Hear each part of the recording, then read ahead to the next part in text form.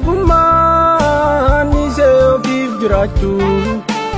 Ure soradhe ilmaan bultii mana dhaabbachuu Ofii kootti waaqadheeni jibjoor halkaniif guyyaa Biyyaaf saba koof jedheeni awwaale fedhii kiyyaa Obaafa dunnaanannee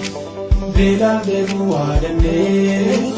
Almaas gaduu lakkifnee